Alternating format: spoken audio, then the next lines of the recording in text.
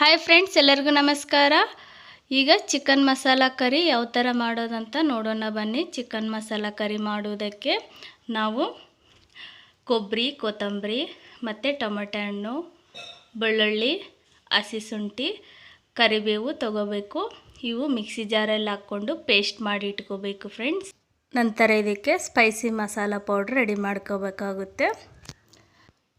ಮೆಣಸು, ಚಕ್ರಮೊಗ್ಗು, ಲವಂಗ, ಧನಿಯಾ, ಕಪ್ಪು ಕಲ್ಲಿನ ಹೂವು, ಚಕ್ಕೆ, ಬಿಳಿ ಜೀರಿಗೆ, ಯಾಲಕ್ಕಿ ತೊಗೋಬೇಕು. ಇವೆಲ್ಲ ಒಂದು ಪ್ಯಾನಲ್ಲಿ ಹಾಕ್ಕೊಂಡು ಸ್ವಲ್ಪ ಹುರ್ಕೋಬೇಕು ಈ ಥರ.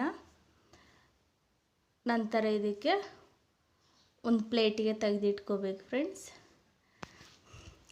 ತಣ್ಣಗಾದ ನಂತರ ಇದನ್ನು ಮಿಕ್ಸಿ ಜಾರಲ್ಲಿ ಹಾಕ್ಕೊಂಡು ನಾವು ಮಸಾಲೆ ಪೌಡ್ರು ರೆಡಿ ಮಾಡ್ಕೋಬೇಕಾಗುತ್ತೆ.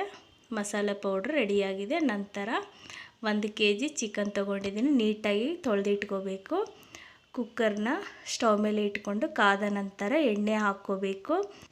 ಇದಕ್ಕೆ ಸ್ವಲ್ಪ ಕರಿಬೇವು ಹಾಕ್ಕೋಬೇಕು. ಹಾಗೆ 1 kg ಚಿಕನ್ ನೀಟಾಗಿ ತೊಳೆದಿಟ್ಕೊಂಡು ಇದರಲ್ಲಿ ಹಾಕ್ಕೋಬೇಕು, ಕಲಿಸ್ಕೋಬೇಕು. ನಂತರ ಇದಕ್ಕೆ ರುಚಿಗೆ ತಕ್ಕಷ್ಟು ಉಪ್ಪು ಹಾಕ್ಕೋಬೇಕು. ಹಾಗೆ ಸ್ವಲ್ಪ ಅರಿಶಿಣ ಪುಡಿ ಹಾಕ್ಕೊಂಡು ಕಲಿಸ್ಬೇಕು. ಈ ಥರ ಕಲಿಸೋದ್ರಿಂದ ಚಿಕನ್ ಎಲ್ಲ ನೀರಿನ ಅಂಶ ಬಿಡುತ್ತೆ.